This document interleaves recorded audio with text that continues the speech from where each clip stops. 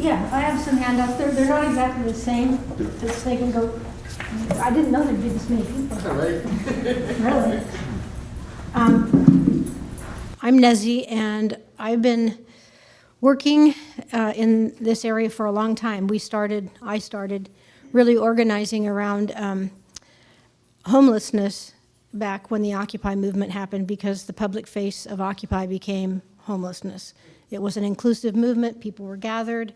It became problematical because it was in front of the courthouse and people came and went, and then it was really a sensitive issue, and we came up with an urgency ordinance to keep people from gathering in the public commons, which was then a human rights issue, and it sort of spiraled into spending a lot of time going before public bodies and the organizations that provide services and support, like the Housing and Homeless Coalition and the board,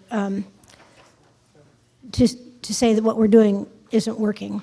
And so then we started exploring housing and other options. What could we do? Because people just didn't have a place to go. And we've been through a lot of iterations here in recent times in Humboldt County with how we handle the issues around homelessness. But we had the very visible manifestation of that a few years back with the Palco Marsh population growing to about 400 people living there. And that was actually something that was planned because people had an option either to go there or to get arrested. And so they kind of formed this large conglomeration. And they were told it was okay. They would be there until they found an alternative place for them to go. As it turns out, there were no alternative places for people to go. And on May 2nd in 2016, the capable ones had gone by then, about 200 people, but there were still about 200 people that were left and were pushed to the streets with no place to go. And so the alarm and the fervor and the push towards alternatives for shelter and housing among the general public has been at a very high pitch in the last few years. As David explained, we got here because we haven't invested in housing as a nation since the late 70s or early 80s. And we've lost tens of thousands of units of public housing every year, and we don't invest in public housing anymore at all. So in about the 1970s, the government sort of turned housing over to private investment, to realtors and so forth. So we, as a community, are now impelled to provide some kind of a response that can deal with that. And the area that I spend a lot of my time in, and the people that I spend a lot of my time with, are the folks that are outside on the street.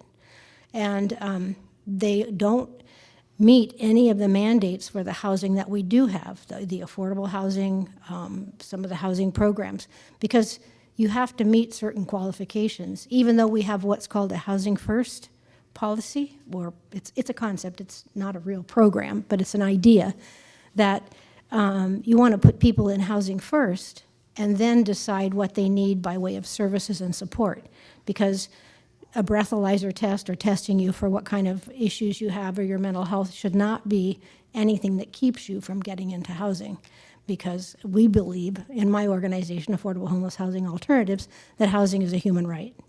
And we have the belief in our care system that, you know, we have a continuum of care, right? And all continuums of care should be able to take care of people from one day to life, given the circumstances of what happens to people, just in the fact of being born and alive and on the planet. We don't really have that. Some states do. You get back on the East Coast, you find that much more than you do on the West Coast. But what we're trying to do with Affordable Homeless Housing Alternatives, and we're trying to push our county to do and our cities to do, is to think of housing as a continuum of housing, and that it should have multiple entry points. There should be ways that people can be safe, warm, and dry, and stabilized so that they don't have to be on the street and being pushed from one place to another as they are by our law enforcement and other sources. So that means, and I want to just say one plug for Michael and the long-range planning folks, 19 pages of goals and policies and standards and implementation measures that they're recommending to the Planning Commission this coming Thursday. And in it is reflected a lot of the things that we've been asking for and talking about in terms of that multiple entry point for people that actually will allow them access to being sheltered. And so people should be able to, if they have no other resources, at least have a safe legal place to camp. That's a pretty affordable thing. For us, a tent is affordable housing. If they don't have that and they have a vehicle, they should not be penalized and have their vehicle ticketed or towed or impounded so that they then become deeper in debt and farther into poverty and farther away from getting into housing. So having safe parking, and much of it, is something that we should really be able to manage and accomplish in our communities. In addition, other forms of housing, clustered housing, or communities, villages that have a central facility that meet all the requirements of living so that you have common kitchen, shared restrooms, laundry facilities, gardens, a multi-purpose center, meeting space for meeting with family or providers, whatever, could be available in a communal setting so that people could affordably live in what in our county we would call detached bedrooms, so that they are tiny houses of the sort that we think of, because they're 80 to 100 square feet, about the size of a bedroom, but very habitable. You could have a desk and a chair and a bed and dresser and be very accommodated there. But you'd also have privacy and autonomy and a place where you could get your life together. In all of those places, the whole idea is that it's not unsupported. It's supported by having systems of support, whether it's in AHHA House Partnership, or any place, AHHA or some other organization that is helping people get connected to what they need, because stabilization is the first step in being able to do anything. Our biggest supporters are Open Door Clinic and the libraries, because for the librarians, as was pointed out, it's the tacit day center for a lot of people who have no place else to go. And because, like in the city of Eureka, it really is illegal to be homeless. They've passed so many ordinances and things like the policy of no personal property in public space, that people simply cannot just be there. They are being pushed continuously, and it is impossible to keep a hold of anything. And when you don't know where you're going to eat or where you're going to lay your head down or any of that, it's very, very hard to get it together. And of course, most people think, there's this sort of thing, right? It's a very popular idea, but it's not feasible. As with our population, the vast majority of people originated here, and they would love to stay here. They're not going away. And it's that way with many communities. California has 20%, 1 in 10 people in 1 in 10 people in the country live in California. 20% of the nation's homeless 22% of the nation's homeless are in California. And our rate of homelessness is like 3 times that of any other place in California. And we're a small community, but we have an ability to provide support. Yes? Why do we have 3 times the rate of homeless people? Well, if you look at some of the research that's been done, what we have in our county, which is much higher than any place else, are what are called adverse childhood experiences, which are experiences in your growing up time that cause trauma and make it difficult, or poverty, and make it difficult for you to thrive. So we have very high AHHA scores here, generationally. Does that help answer your question? Is there some reason for that? I mean, why is that endemic in our population? We are rural, and we are sort of behind that redwood curtain in some respects, but we also are always, well, for since the timber industry decline and the fishing industry decline, we're a community that doesn't have a lot of resources to offer people. David said, young people want to move away. They can't afford housing here. But people who don't have the ability to move away are just going to be here. And they're going to, and the other part of it is, it's not just that. Our behavioral and mental health system is broken. We don't have a mental health system. The people that I talk to that have tried to utilize it that are really having a lot of issues outside refer to it as the mental health system.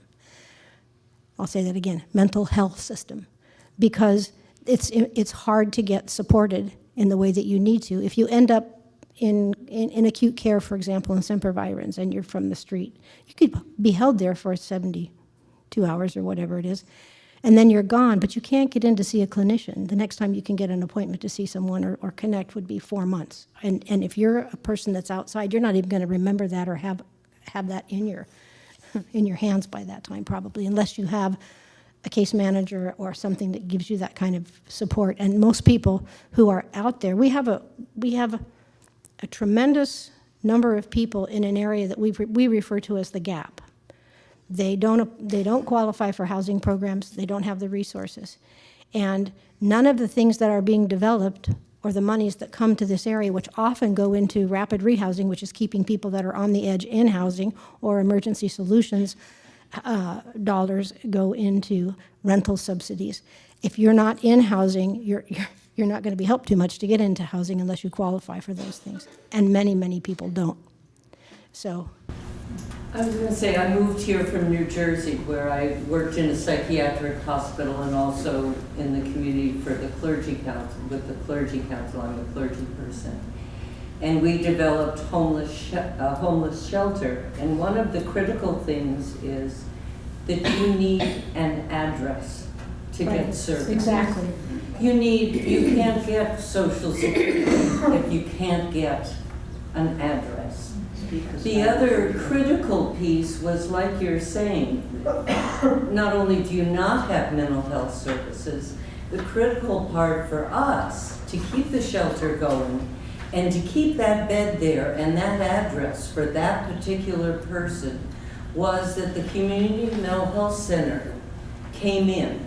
The social services people came in, so that if somebody was having a hard time, couldn't get out, we made sure that they came in, and they were part of the development of the whole program to be able to provide the security of time and space to get somebody's feet on the ground. And that is what stabilization will do. They did not lose their address because they came to the psychiatric hospital for a while. Right. They had that. Right.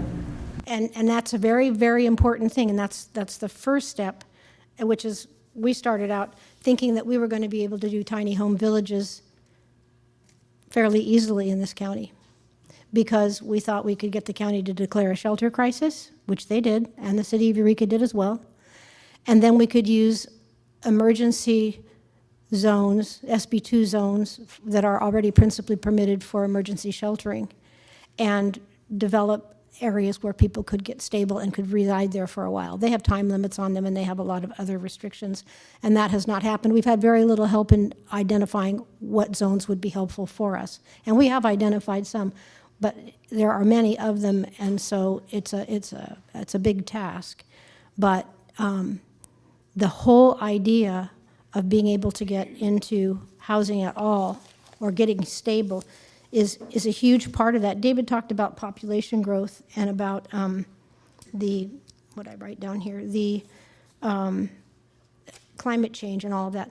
One of the things that we should do, and we're just beginning to start this, but we should be preparing for disaster. We have a disaster. We have a disaster in our homeless situation here, and we could be, all of us, displaced very quickly with very little, forewarning, and we really should be much more capable of taking care of people who are displaced. That could be any one of us.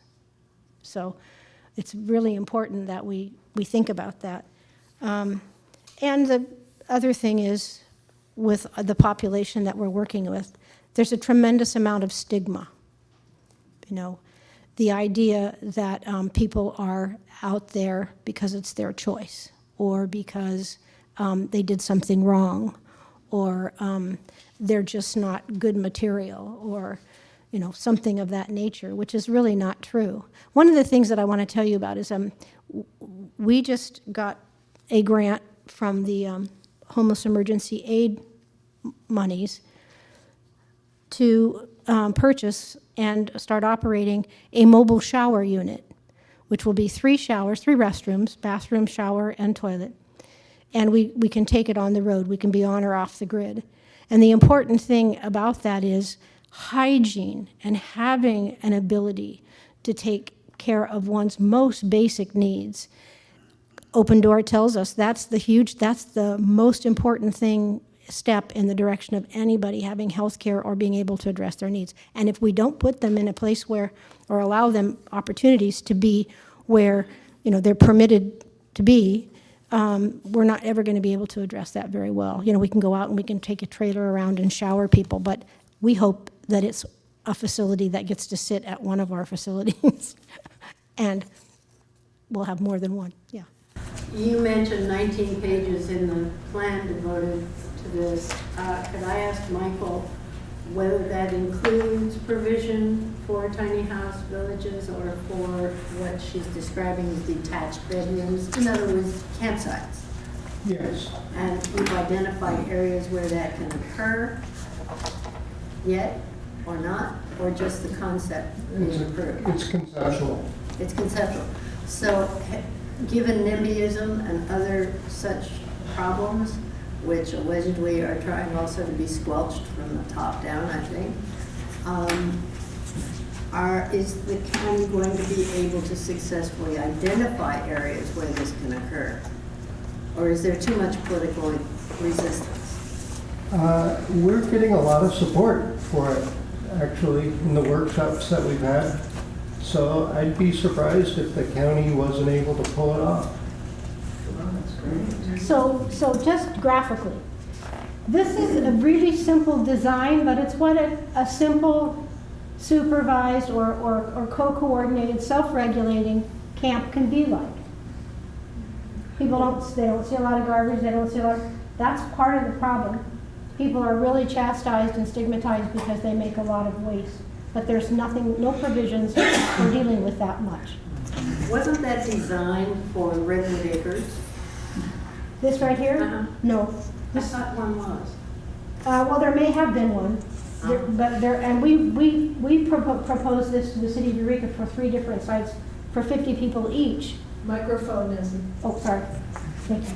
When they expelled people from the Pauco Marsh, we made proposal to the city of Eureka for 3 camps of 50 people each because we knew it was going to be more than 150 people, and we would try to do as much as we could on city-owned property, which they had already identified as potentials, and asked them to give us $50,000 each for each one for the Housing Successor Fund, which they had just done for Betty Chin's mobile village, and they didn't want to do it, and they haven't wanted to have a camp or a facility of Tiny House Village in the city of Eureka. They have Betty Chin's village, and that's as much as they are able or wanting to do it at this time. But they haven't even been able to find a location for all those containers, have they? No, they haven't. Betty Chin's. No, it's not containers. The ones that are stacked up there are actually modular units that came from PG&E that can be made easily into dwellings. They're like old office units, but they could easily be modified. And well, that's not because of the city exactly. The city got $100,000 from the county to start developing the infrastructure a year ago, January. But they have been in a period of waiting to settle things with the neighbors. Isn't there money set aside from the state for housing like this? I thought there was that we're not using. Well, there's Need to be on a the mic. variety of, You have to be on the mic, guys, otherwise I'll let people come up here. Sorry, thank you. Thank you. yeah, Thank you very much.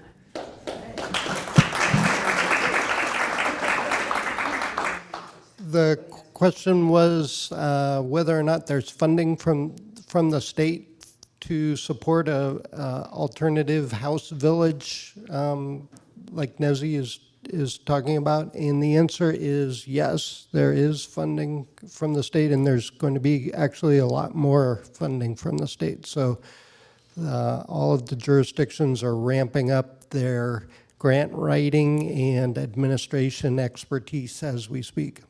So we are actually applying for that? Is that the county, the city, who's doing it? Well, I know for the county, it's the Department of Health and Social Services that is taking the lead with securing a lot of grant funding that would address the homeless population. With the county, there's an intersection with the planning department, sometimes in the building department, and so we'll need to be coordinating with them on that. But is there an active push? That's what I'm. Yeah, and I don't know of any that are there. Yeah, right. There will be. There and say what you have to say. I don't mean to do that. And we just need to hear you. That's all I'm asking. And David wanted to respond as well. And then there's.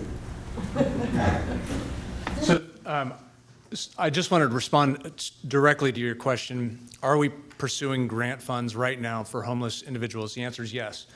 Nezzy had mentioned that AHHA won a grant from the county from this, it's called HEAP money. It's, you're gonna have to help me with the acronym, but I think it's the Homeless Emergency Assistance Program. So they won funds to do a shower and other sanitary services, which is critical for bringing people into services to begin with. The city of Arcata applied for $400,000 or won $400,000 through that same grant source to produce basically mobile homes that will be committed to people who are formerly homeless. So we'll be bringing people off the street and out of homelessness into housing. And so that's a model that we'll replicate. It doesn't, $400,000 is basically going to buy 5 units in the city of Arcata. It doesn't do what Nezzy's program or project proposes to do, but it will meet with no resistance. It's basically you're just building housing units. And then the other thing I wanted to point to, going back to the infill plan, is that a part of the infill plan is really trying to streamline the process for developers.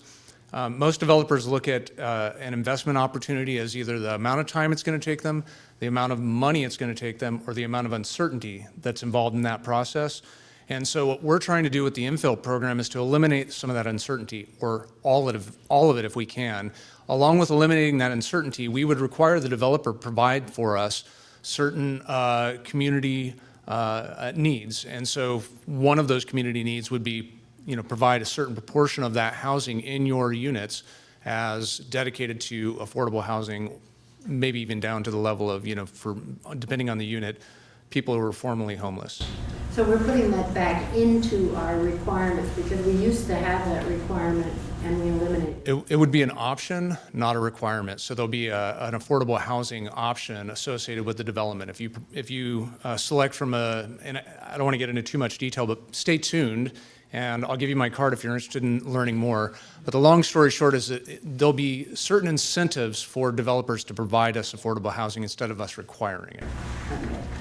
It seems that the developers and any of the meetings I went to at least the County Board of Supervisors, they have a very different concept of what affordable housing is.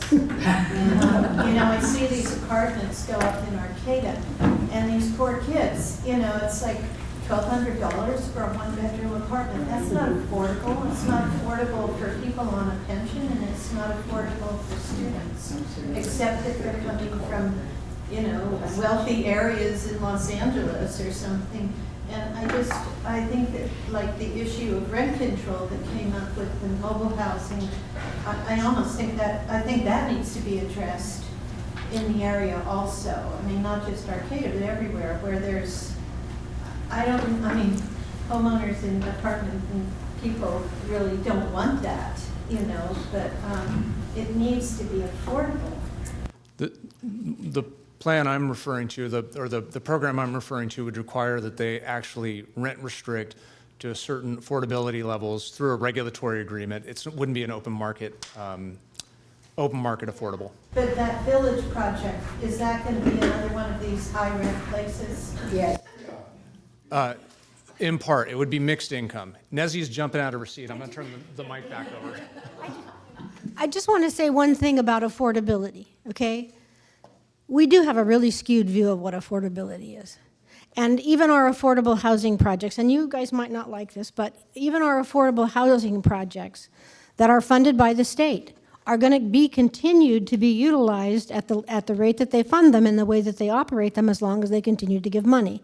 So when you have large housing developers like Danco that can apply for, as a nonprofit, to apply for funds and can build a project, and can build a project like they are downtown in Eureka for, $20 million, that's a whole lot of money. And some people are going to live there quite nicely, but when you're talking about the population that we're serving or trying to serve, and those people that you mentioned that are wanting to downsize and are downwardly mobile for a variety of reasons, because healthcare and rent are the two things that are knocking everybody out of housing. And we're going to keep getting knocked out of housing. So having something that's $300 a month is even really hard for people, and I don't think people realize how many people are in that situation, and the people that we're trying to work with to provide that kind of stability in some setting. And I'd like you to come up and take a look at these if you want to. This is a transitional village. Our continuum of housing starts in the places that I talked about, but goes on into full-on permanent housing, cooperative housing, housing that will remain more affordable than housing that's just open on the market. I've got one thing that didn't get brought up at all, which is I recently lost my housing. I used to provide a lot of student housing, and I have a really beautiful large animal that's making it really difficult to find a place. And the people that I talk to, I'm just hoping that when the students leave, and I'm not trying to get a temporary situation or work in something, but the people that I talk to, their parents bought a house for them so they could get in a place with animals. And then they gave up on trying to find a place with their animal. Well, these things, So what are we doing to make a requirement where, especially with my dog's a service animal, varying levels of or whatever, but what are we doing to make it where people aren't homeless because they own an animal? And then and that animal's important companion, an important part of their life. that's a really good question, and the three things that keep people out of shelter or housing are their pets, their partners, and their possessions.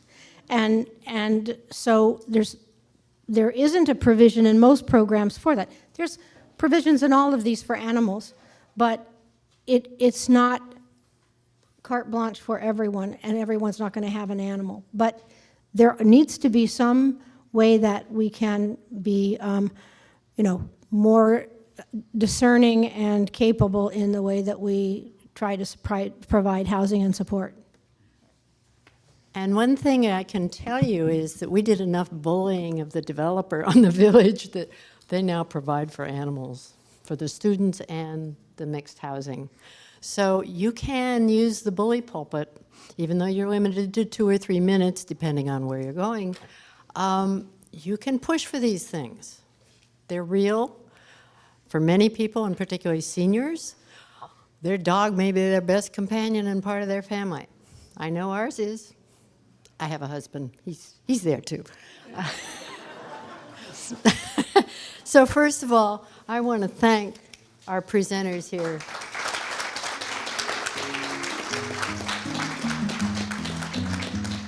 I hate to turn this conversation off, but we have to put all these tables back and be out of here by 2 o'clock. So, and I want to invite you